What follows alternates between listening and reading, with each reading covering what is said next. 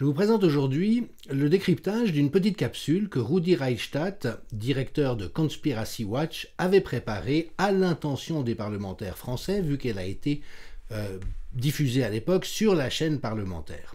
Et cette capsule, quoique très brève, contient un tel nombre d'assertions fausses et trompeuses qu'il m'a semblé vraiment essentiel de revenir sur son contenu, non seulement pour le contredire, mais aussi pour montrer la manière dont M. Reichstadt s'y prend pour induire les gens en erreur.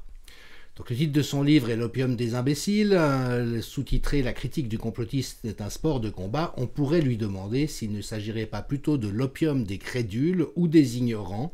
La désinformation est un sport de combat.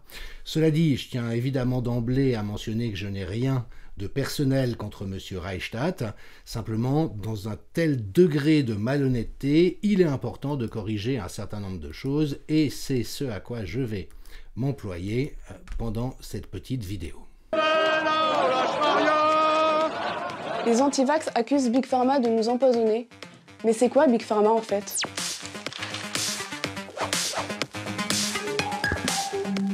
Salut Rudy. Bonjour Léna.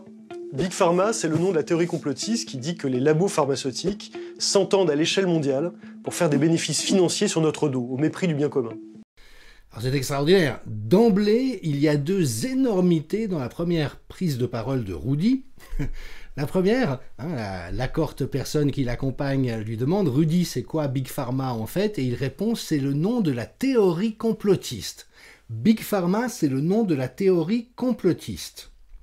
Alors, on va passer en revue qui tombe dans la théorie complotiste en utilisant l'expression Big Pharma. Il y a le journal du dimanche, par exemple, Le Figaro et Le Monde, Big Pharma, derrière l'expression Big Pharma. Arte, bien sûr, qui a publié un reportage tout à fait intéressant, Big Pharma, labo tout-puissant. Et même la radio-télévision suisse, qui pourtant a pris des positions en faveur de l'idéologie dominante d'une manière totalitaire au cours des mois écoulés, s'interroge quand même sur Big Pharma, main basse sur les médicaments, donc Temps Présent et la radio-télévision suisse sont aussi des complotistes, vu qu'ils utilisent l'expression des complotistes, ainsi que les chercheurs, parce qu'effectivement Big Pharma n'est pas du tout ce que dit M. Reichstadt, c'est simplement l'expression consacrée qui décrit le business des laboratoires pharmaceutiques, comme on utilise Big Food pour l'agroalimentaire ou Big Oil en américain pour les compagnies pétrolières, et donc ça n'a simplement rien à voir avec ce qu'il dit. Alors on se souvient tous que Albert Camus avait eu cette phrase remarquable « Mal nommer les choses, c'est ajouter au malheur du monde », mais on comprend accessoirement que ça n'est pas gratuit. C'est-à-dire quand on dit l'expression consacrée pour définir les laboratoires d'une manière pharmaceutique, d'une manière un peu familière, c'est le nom de la théorie complotiste. Ça veut dire quoi? Ça veut dire que toute personne qui utilise l'expression consacrée est à risque de se rendre coupable d'un péché de complotisme. Donc c'est vraiment extraordinaire pour commencer. Ça montre à quel point M. Reichstadt est à côté de la plaque, mais aussi à quel point il induit systématiquement ce poison de jeter le soupçon autour des risques de complotistes. Donc ça, c'est pour la première partie de la phrase. Et puis pour la deuxième, quand il dit, c'est la théorie complotiste, qui dit que les labos pharmaceutiques s'entendent à l'échelle mondiale pour faire des bénéfices financiers sur notre dos au mépris du bien commun. Ceci aussi pose problème parce que c'est le constat objectif de la dérive de Big Pharma, c'est-à-dire des compagnies pharmaceutiques depuis au moins une vingtaine d'années. Alors je me référerai bien sûr à des sources totalement solides et vérifiables. Public Eye est une ONG suisse qui était anciennement la Déclaration de Berne et qui s'oppose à un certain nombre d'injustices ou de magouilles à l'échelle mondiale. Et ils ont publié notamment une brochure, Big Pharma, le profit à tout prix, c'est-à-dire exactement ce que M. Reichstadt décrit comme étant une théorie complotiste. C'est un constat à l'heure actuelle. Vous voyez qu'il y a des livres qui sortent aussi et qui, celui-ci, Sickening, ça rend malade, comment Big Pharma a détruit le système de santé américain par un médecin, John Abramson, Et vous voyez que, en lisant ce que disent des personnes qui s'y connaissent, des journalistes ou des commentateurs, eh ben on trouve Fortune Magazine, qui est un des grands magazines hebdomadaires américains traitant des questions économiques et financières, qui, dans un éditorial, dit « Abramson a compilé de nombreux récits de patients qui démontrent combien les intérêts financiers de l'industrie pharmaceutique a corrompu et abîmé le système de santé américain, coûtant non seulement l'entier de leur compte en banque à de nombreux Américains, mais aussi pour beaucoup leur vie. »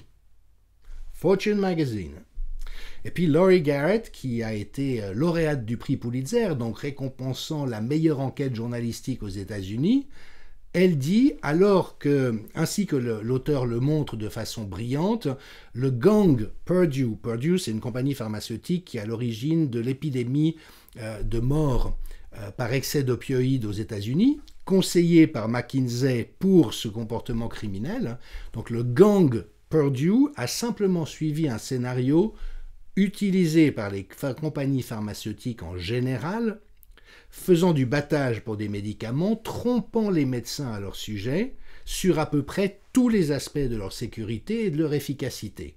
C'est un vrai film d'horreur médicale. Il y a tellement de références que je pourrais les multiplier à l'infini. Ben Goldrake, tout à gauche, qui est actuellement au Centre sur l'Evidence-Based Medicine de l'Université d'Oxford, a intitulé ce livre « Bad Pharma », comment les compagnies pharmaceutiques ont induit les médecins en erreur et blessé les patients, causé des dommages aux patients. Puis au centre, vous avez un livre de Marcia Angel, qui est l'ancienne rédactrice en chef du New England Journal of Medicine, une des grandes revues médicales, mais qui se compromet depuis 3 ans dans de la publication de fraudes massives, qui s'appelle « La vérité sur les compagnies pharmaceutiques, comment elles nous trompent et comment nous pouvons réagir ». Et vous voyez qu'un canard aussi peu suspect d'être complotiste, parce que pour l'instant c'est plutôt des idéologues dans le sens où peuvent l'être Le Monde ou Libération en France, le cas avancé par le docteur Angel est dur, convaincant et troublant. Publishers Weekly, dans ce qui devrait servir, alors c'est le titre d'un livre qui a été un livre de référence sur les trucages de l'industrie agroalimentaire et ses dommages pour la santé, présente un réquisitoire virulent contre Big Pharma corrompu et corrupteur, M. Reichstadt. Le Boston Globe qui dit que c'est une attaque sobre et lucide contre les excès de pouvoir des compagnies pharmaceutiques, un livre lucide, persuasif et très important. Et enfin le Chicago Sun-Times qui dit « La prose est claire et lisible, Angel fait un excellent travail en présentant un dossier convaincant contre Big Pharma ». Toute chose que M. Reichstadt ignore. J'ai souvent cité le livre de référence de Peter Gotche, qui est un des meilleurs connaisseurs des données médicales, qui s'appelle « Remèdes mortels et crimes organisés », dans lequel il souligne qu'il y a un nombre de similitudes effrayantes entre l'industrie pharmaceutique, Big Pharma et la mafia. Elle gagne des sommes d'argent obscènes, elle produit des morts et des blessés comme effet secondaire de ces manipulations, et elle corrompt les politiciens et les agences de santé. M. Reichstadt n'est pas au courant, mais enfin, il peut peut-être éventuellement se pencher sur cet ouvrage, ou celui de John Virapen, qui est un ancien cadre de chez Lilly pour la Scandinavie et la Suède, et qui, lui, raconte comment les laboratoires trompent la population, et notamment avec des anecdotes aussi effrayantes que celle... un des grands scandales sanitaires contemporains, c'est les nouveaux antidépresseurs qui ont été vendus sur la base d'une théorie fausse, que la dépression serait le produit d'un manque de sérotonine dans le cerveau. Eh bien, on sait, à partir des recherches, que les vrais effets observables et seuls des antidépresseurs, c'est de faire chuter la libido et d'augmenter le risque suicidaire, a fortiori chez les jeunes.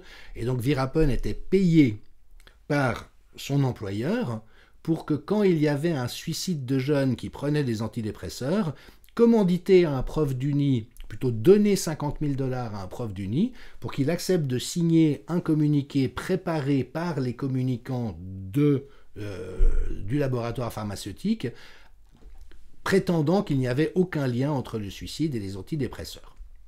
Voilà jusqu'où ça va, mais manifestement, M. Reichstadt ignore toutes ces réalités, S'il les connaissait, ça lui éviterait de dire quelques bêtises.